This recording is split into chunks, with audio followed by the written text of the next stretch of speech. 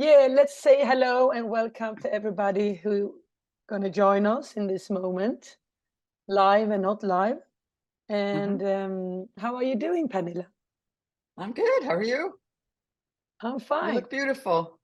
You too. You're looking stunning today. You're radiating. You're like a sun. So, but Maybe I it's just just the have to sunlight coming mention down. sometimes. But Pernilla is in the US. I am in Denmark, and right now in Denmark, the sun is shining. The weather is more getting into the summer. And how's the universe over your space?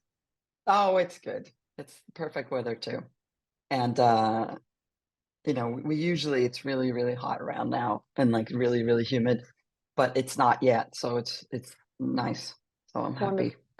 And we're leaving in 2 weeks to go to Sweden anyway. So I'm just like waiting, counting the days. Oh, that's so exciting. We're getting Yeah. closer, so we finally can do some Summer. pods all Yeah. together. That's wonderful. Yeah, exactly.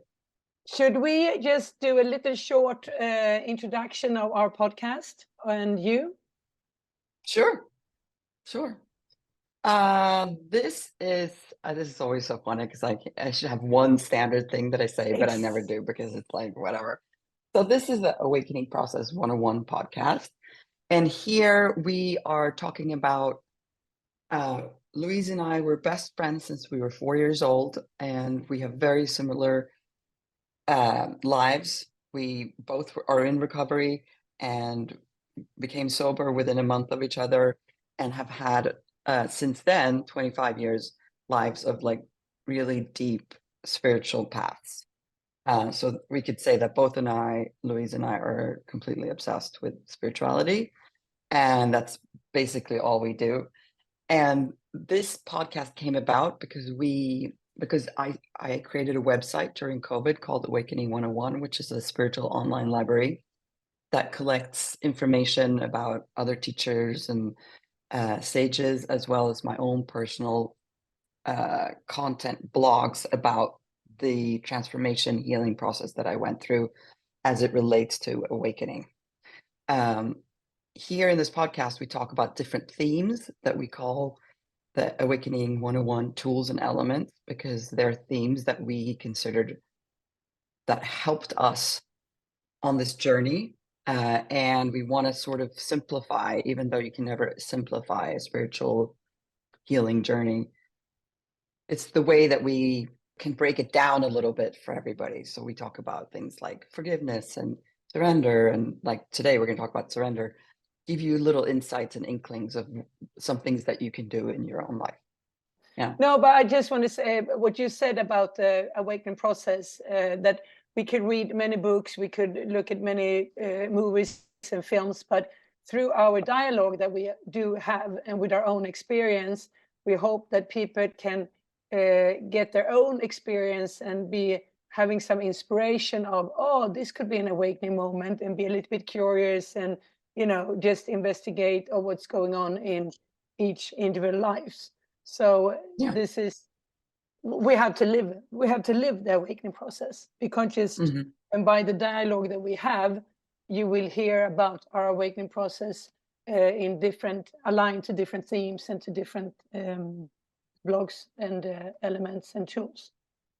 Yeah. Perfect. So that's wonderful. So today our theme is going to be surrender, as you said. And I thought of this last night because I think it's a very big topic, or if you can say that, or if very Very profound, big. It's or like we should have like a series. yeah, exactly, because it's, I would also say it's different layers of surrenders. We Yeah, that's so true. mentioned in an early podcast my story with the bike and with the car, and how I got that space of surrender. Yeah. And that's one thing. And today we're going to go maybe a little bit deeper in how what, like, I would like to ask you, when was your first experience of surrender in your awakening process, like in when you started this journey? Okay, so I almost have to make myself comfortable. This is so uncomfortable. So yeah, it's 6 o'clock in the morning, you know.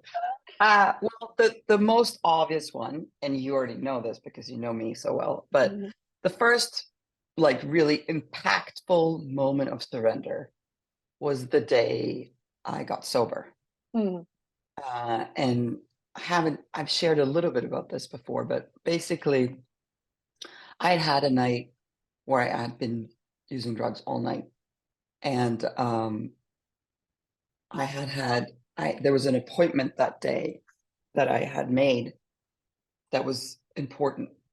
And I was convinced that I was going to be able to do the appointment, even though I had been out the night before. But long story short, I just used drugs all night long, fell asleep on my friend's floor while his cleaning lady was sweeping the floor around me.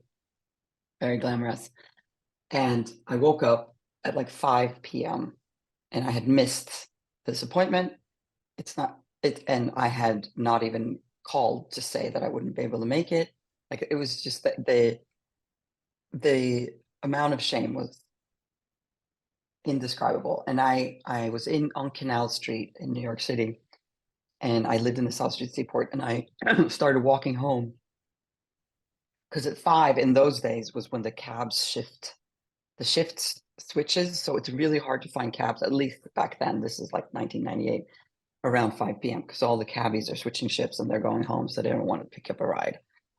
But I was walking home and I was covered in dirt. I had like burn marks on my fingers and on my lips. And people were coming home from work, and I'm like walking and dirty, and I got home and I had like a full-blown panic attack, basically. Yelling and screaming and just coming, it was just awful. And I called around to some of my closest friends that I would call when I felt that way, because it happened, No, I couldn't get anybody on the phone. Not Tina or Anastasia or any of these people they were the comfort people for me in New York. And finally I got a hold of a friend. His name is Tunde. And he was just a casual friend, but he said, come over, I'm going to order dinner for you, So I show up at his house, and he opened the door and he gave me the AA number. And I was like, he's like, call this number. And I said, okay.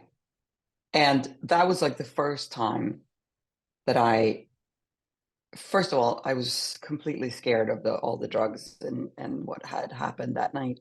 But the first time that I said yes to something that I had no idea what was going to come out of it.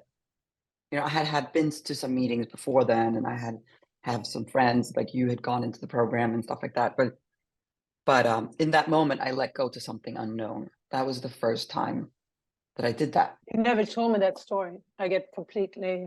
Yeah. I told you that story, but it's been 25 No, years. You never told me that story that he gave you the number in the door. No. Okay. Well, that in that moment, like I remember it was in the doorway. Like he just opened his door to his apartment and gave me the wrong number right away. And from was he in the that point program? onward, no, but his parents were. Both his parents had been using when he was a kid.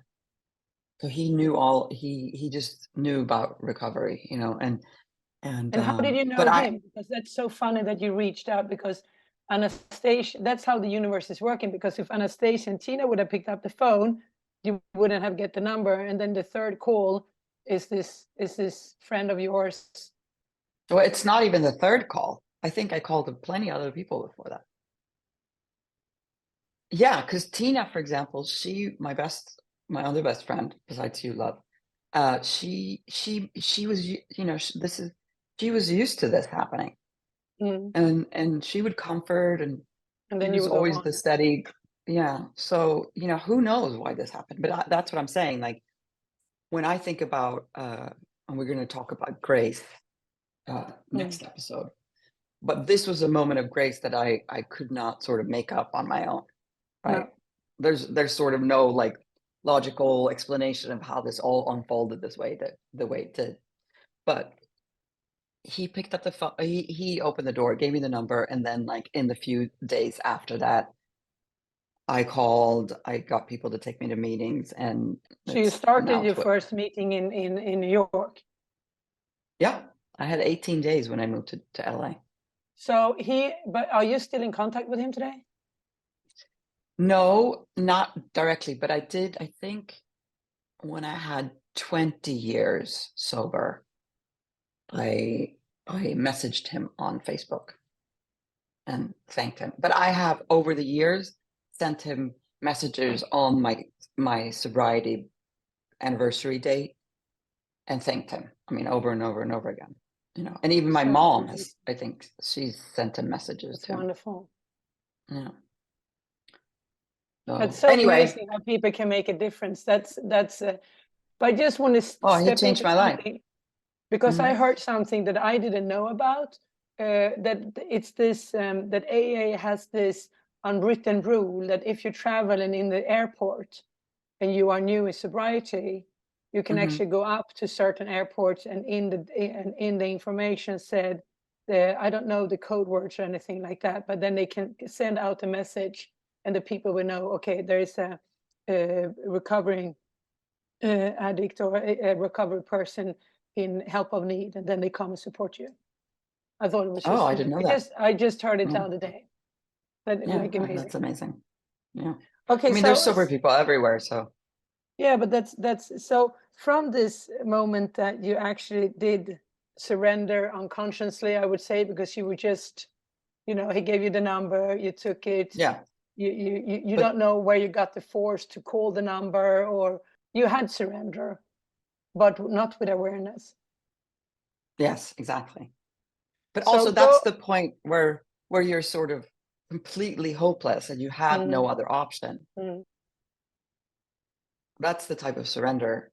I was powerless over alcohol mm. and my life was unmanageable. There was like no other option. Yeah. So, It's the rock bottom. Yeah. rock bottom. Yeah. Yeah.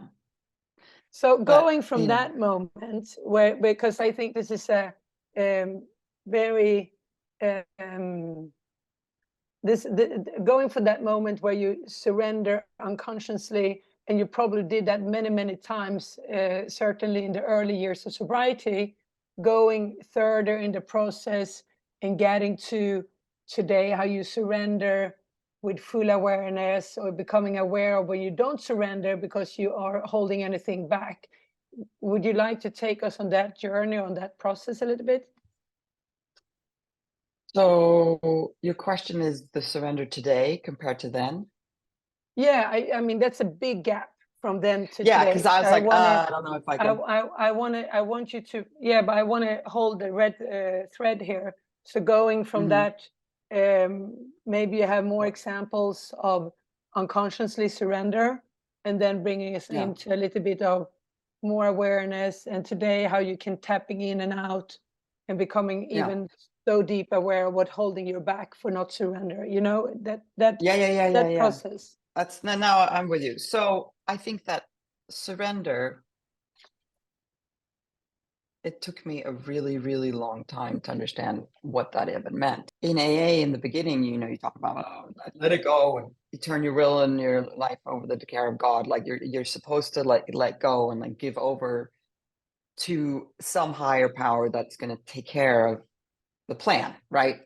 But that it just wasn't something that I could really get into. It took me a really long time, even in sobriety, to actually understand what letting go, because we can use letting go as a word for the Mm, early days, right? mm, So, I mean, I fought and resisted every single thing, and I could try to control every single thing that happened in my life, always. And the thing that I talk about, especially in this blog that I wrote about surrender, the little things started seeping in from the program that started shifting how I saw this process, which was the things that like if somebody sends you a nasty message on email and you want to fire back, you wait 24 hours. And that was like the first sort of practical thing that I learned that I could actually use. But So, could and you I do use that it? Did now. you have, yeah, but could you use it at that moment when you were just new in sobriety? Was it not, could you No, be I that think this was, patient? no, this was No. more like 5, 6, 7 years down the line. There's no way that at year one I would wait for anything.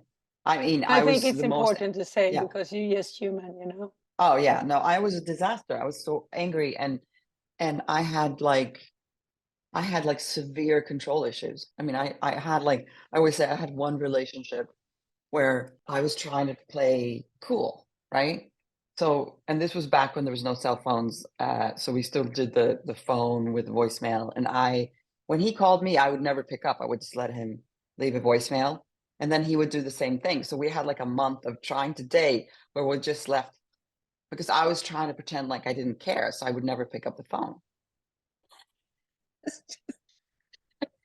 So, but I mean, I think a lot of people who listen to this probably can identify. I can. I mean, but it's when you hear it with, when you hear it like this, it's so ridiculous. I mean, it's so, I and mean, also it was sad. bizarre. Like, I so we mean, never actually got, and he was a really nice guy. Like, I don't know why I was doing that, but I was like, well, he can't know that I like him, so I'm not going to pick up. So, but my friend Abdi, my teacher Abdi, talks about the relationship between control and helplessness. They're two mm, different sides of the spectrum. So when you have been in a place where you actually feel helpless, and we all do that because as children we feel helpless, don't have a lot of control of our environment. Our reaction to that is to be controlling in life and to control outcomes of everything. So for me, like in early sobriety, I felt, I mean, probably profoundly helpless to my situation. I was severely depressed. I had absolutely no money. I had no career, no real friends because I was living by myself in LA. And I had people that I knew, but not like deep connections like I have with you. So I try to control everything. And the thing is that it takes over your whole mind doing that because you can't function, and I can, yes, I just get this completely black. It must be so hard work. I mean, it's It's so much. awful. I mean, Your so brain much is like, energy of just planning and making different strategies. I'm so happy that both of us has it was so much moved work to forward. live like that. Mm. Yeah. So I would say that the 24-hour rule was the first thing that I could use that actually was like a Mm. tool, right? Mm. Like when you talk about surrender and letting go, those are like philosophical themes that I Mm. really couldn't actually understand. Mm. Because usually when you talk about letting go in that stage, you're talking about letting go like passive aggressively. Mm. I'm just gonna let that go. I don't Mm. care anyway. I'll let Mm. that go. So that's the kind of let it go that I was doing, right? But when the 24-hour rule came along, and I actually, like if you wait 24 hours before you react, or when upset, wait, then there's so much emotion that can be resolved within those Mm. 24 Mm. hours. And I remember like in the early days with my husband, I practiced that a lot. Like because I would be upset about something, and I would say I'm going to talk to him about this tomorrow. Mm. And 90% of the time, whatever You I was forgot. upset about had already Mm. gone away. Which is actually the beginning of the process of surrender. Like when you have feelings, Mm. let them be, and But I have then to. I just do want to say nothing. something. No, and I just want to say something here, drawing the line to what we have touched base.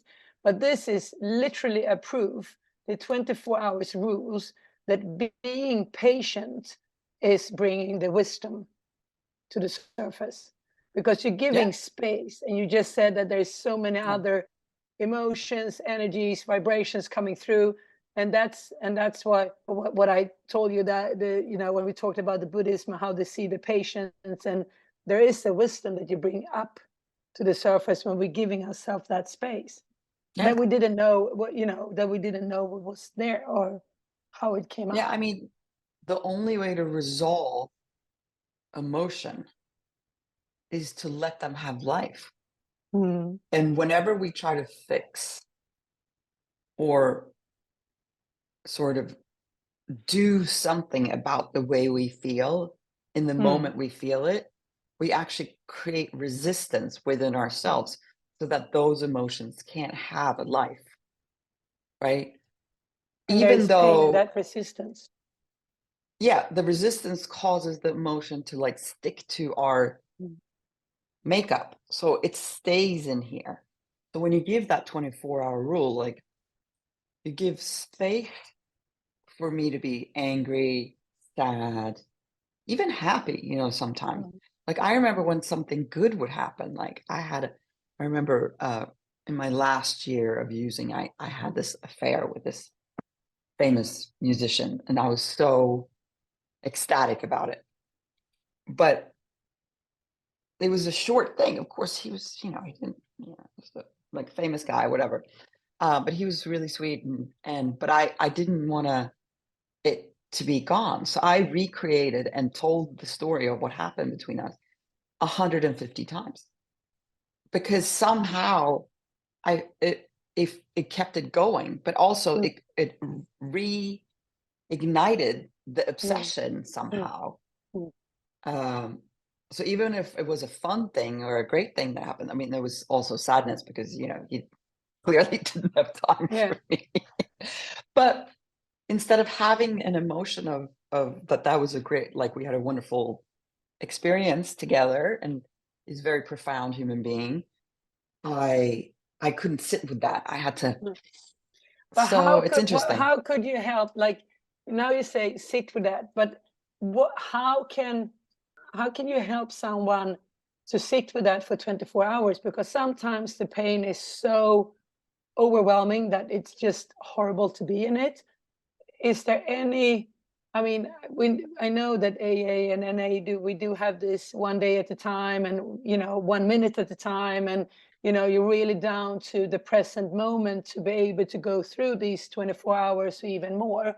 But I think it's just important to point out that the journey for you, even to get to the 24 hours, took many years, and that sometimes we're down to just So yeah. minutes or hours. Oh Because yeah. I'm 52 soon as you, and I still have horrible time sometimes to feel or be with the emotions, and even go for a run or just sit to meditate could sometimes be an excuse to just not be with it. So Definitely. yeah. Definitely. So I think that this is actually a really good, because surrender, again, I think that we will do, this is like part one. Yeah. So we should continue talking about the things that we're talking about. And then on part two, we'll get into this sort of like the serious practice of surrender and talking about David Hawkins and those things we'll do next Yeah. time. Yeah. I think maybe you should mention the the three first steps of the 12-step program, knowing that that's the part of surrender. I think that could be in this part because there is really surrender to having blind faith because you don't know what you surrender to. Right. So should we talk about that? Yeah, but I still want to stick with the plan. I still want to stick with the plan that giving people the process through this podcast, knowing that you surrender unconsciously, that it took you 6 years to actually apply the 24 hours rules that give you the Yeah, maybe even more possibility. than that. And the Yeah, and thing is even that, like, yeah, yeah, but it doesn't come after a week or 2 weeks or a year. no, That is no. because I also think that the whole underlying in the process of recovery and also in the process of surrender is somehow some compassion and kindness to ourselves, not Yeah, that, oh, why didn't I and yeah, and we can talk about that too, because I think that having that critical mind or not being perfect, or I messed it up once again, or why am I doing the same mistake over and over again, I think that one of my favorite tools to cultivate is really self-compassion, and I think that that's an underlying in all these things in the process, because we are so good at being hard on ourselves. yeah. So I want to stay with the same, taking the listener through this journey of surrender from the beginning to the middle and maybe where we're today. And then in the second or the third podcast about surrender, we can deepen the awakening surrender process here and now. Is that okay? Yeah. I love talking. I could talk about surrender for the next month if you want, every day. Yeah. So just maybe a little short recap. You mentioned the surrender when you got the phone number, the thing of, letting go, and when we hold on to something, the resistance is creating that pain, knowing that you wanted to be in control, and control is also hooked up with pain because we can't control. It's very few things we can't control, especially the outcome of things. So knowing the mid part of surrender, when you're becoming a little bit, I would maybe say that that's the 24 hours that you become very aware of how to use that in your life. Yeah, but it's the same thing there, though. I think that you don't go from like nothing to using the 24-hour rule the whole time. You go and you try it once, and most of the time you'll even forget that the 24-hour rule exists. And it's a process. So maybe in the beginning of using it, I would use it once. It's a process in the process. Yeah. And also this thing about having an idea of what you're finding, some sort of like supportive energy in those 24 hours. Like this actually works. What could that be? No, I think that it's just a sense of, once you try this 24-hour rule, or waiting when upset, don't do anything. Or when freaked out, take a moment before you react. But what could a tool be there? Do nothing. But because I would say that, but do nothing could be difficult as well. When you, Okay, so I mean, for me, it's like breathing. Well, breathing is hard when you're, depending on what level you are, right? So I would say, I told you that story about the girl on the motor scooter. Yeah. That I think is just, if you're really upset and you want to react and lash out or yell at somebody, it's stepping away, folding laundry, doing something that doesn't. What? Sit on your hands. Yes. Is that what we tell you kids? Sit on your hands. No, but I remember, when I was very clean in recovery, I could actually put my hands on my seat and I was sitting on it, and it's still today, it's calming me down. Because I feel the weight on my hands. That's interesting. Yeah. I mean, I think the tool is do nothing, but maybe like doing nothing, what I mean is, don't get on the phone and start yelling at people. Like, wait until tomorrow to call. Or if you're really upset about something and you want to yell at your husband, wait until tomorrow. Yeah, but it's just that waiting that provokes me a little bit, because I think that goes. Yeah, but I mean, like, if you really feel like yelling at someone, go out and yell at the tree. That's what I mean. Maybe sometimes you just need to get it out, but just maybe shift the perspective. So not do it at the person or the email. Write an email to yourself, for example, because exactly. I actually would do that. Yeah. I would get an email and I would be really mad, and then I would write it out, and then I would send it to myself. Yeah. And then I would go back the next day and look at it, and of course I would change the whole thing. And sometimes now when I write emails, and I feel upset, I'll actually show it to James first. Yeah. And he'll be like, you can cut this part out, or sound a little angry. But it's also because it's also a little satisfaction for I don't know if we call for an addict or for the human being, knowing that you have got your aggression out, you have written, and then when you push send, you just know it's out there. So you're out of it, Yeah. And then screw that guy. Yeah, exactly. It's I mean, I think that what we're talking about, that space, whatever we can call it, of not doing anything, or not control the result that we want to. That's where we're going. That's the gap you want to have, right? Because when you put the send, that's when you think you're going to control the result.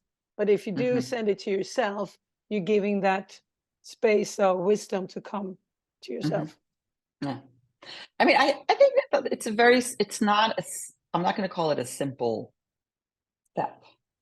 No. But it's a simple thing as like, let's just talk about this tomorrow. Or I mean, I say this to my kids all the time and they get so annoyed with me, but I'm like, they'll be wanted to talk about something upsetting and it's, 9:30 p.m. and they're ready for bed and we're not getting anywhere.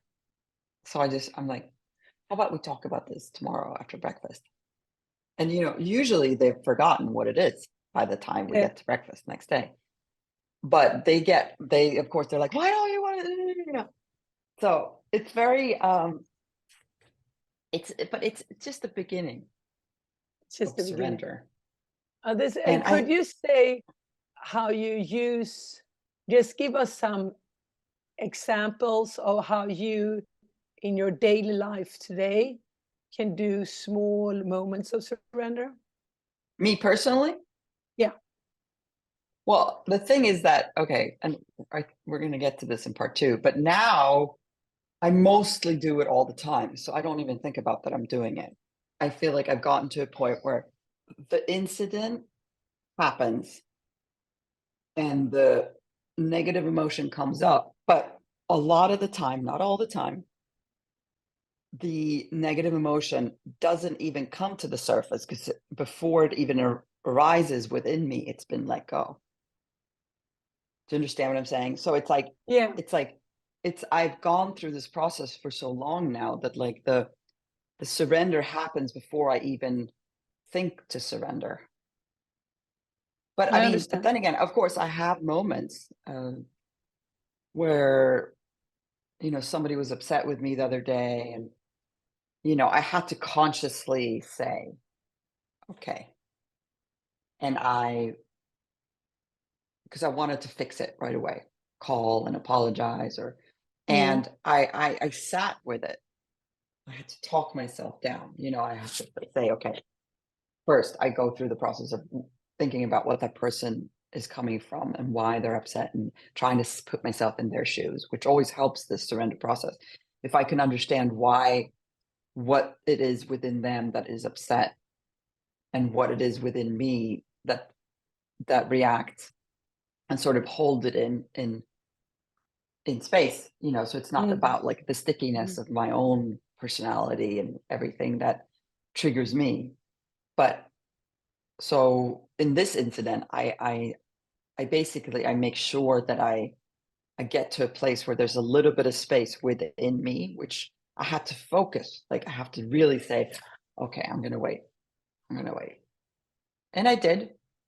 And then when I felt like I got to the place where I understood where the other person was coming from, then I could sort of move forward. But it's different every time. So, but what I'm saying is like most things, they're surrendered before they even come along. Like my relationship with my husband. Are they then surrendered with? But now I don't talking about like, I'm not talking about, I'm talking about certain incidents in your life. Certain incidents, yeah. Because of course you can surrender to your own personal life on a deeper level through the awakening process, of course. And after 25 years of sobriety, it's of course we and by working spiritually, it comes along. That's one of the benefits. But when it becomes interesting also, and I think for the people who are listening, is that when we're becoming awake and aware of how I can surrender, how I can use my steps or my process of surrender in that incident when it comes up. That's what I think is interesting, because you said that this incident and you felt the emotion and then you took that space of going over the bridge and see where is that person coming from. That's your first step. What would be your second step? Well, it depends. Sometimes I do nothing. And in this situation, I decided that it was best for me to let that person know that Mm. they had also hurt my feelings. And then it was actually a wonderful solution. Mm. They apologized, I apologized. Mm. Mm. Now we're closer. Nice. So it depends on what you're doing. Mm. Mm. But with other situations, like let's just talk about traveling during COVID, Mm. right?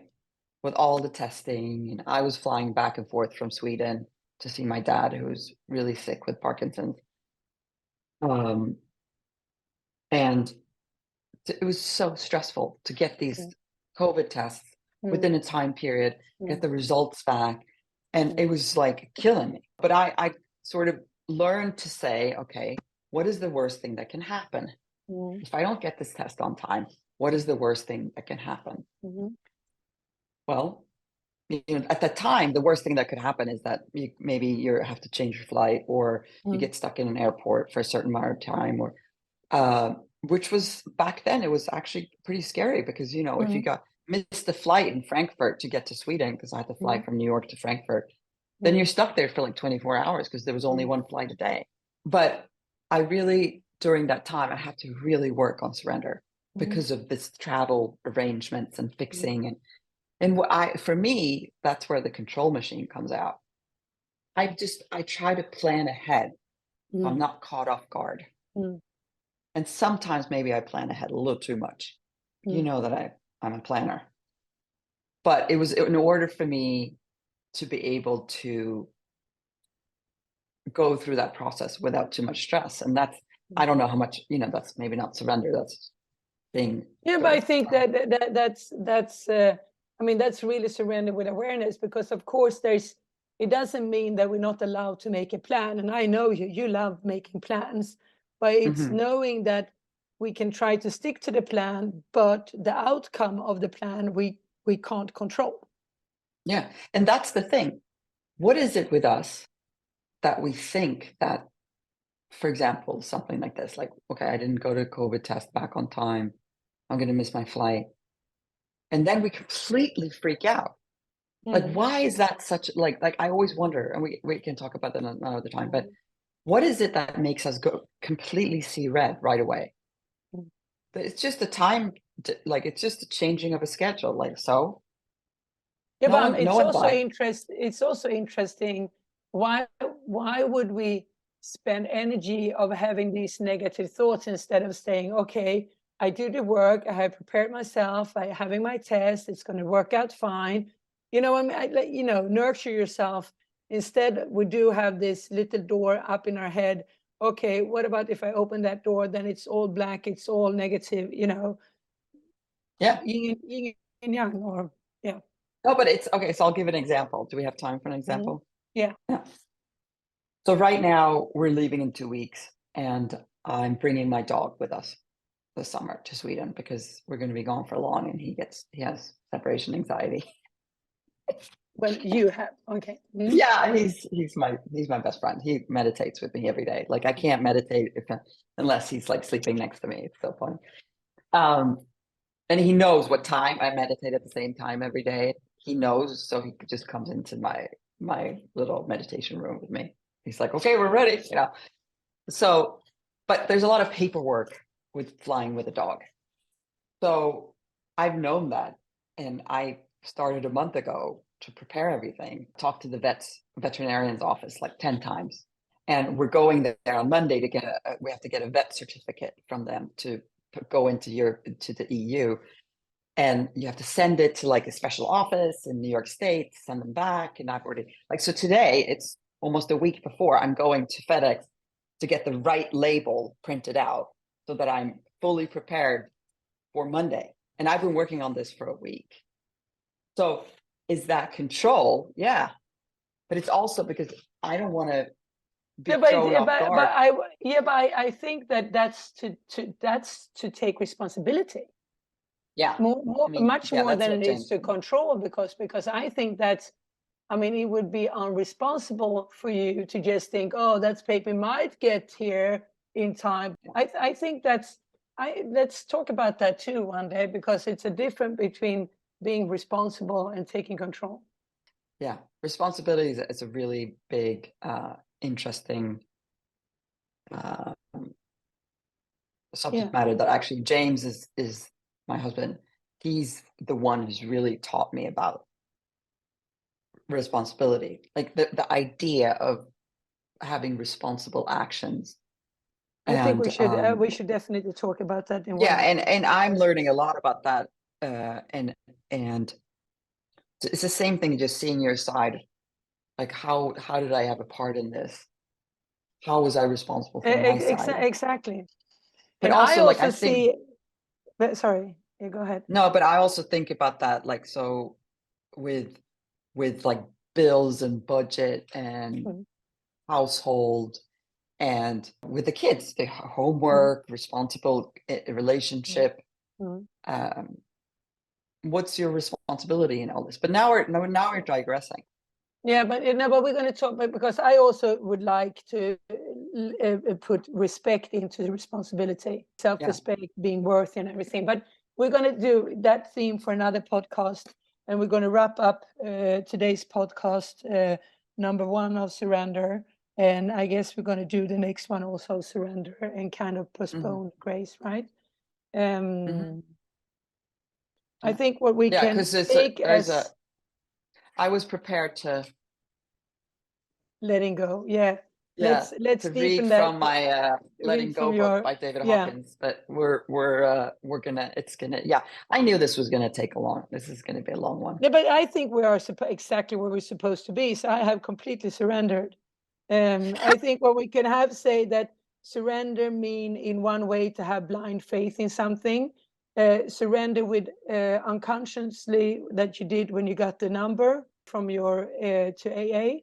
I think that if you can work with the 24 hours and either sit on your hands or go away or go for a walk or do something under these, but don't, Dishes and laundry is good. yeah, but don't respond, be in that energy field of 24 hours and see how you can surrender into that moment and what the gift will be to you, because there will be a benefit.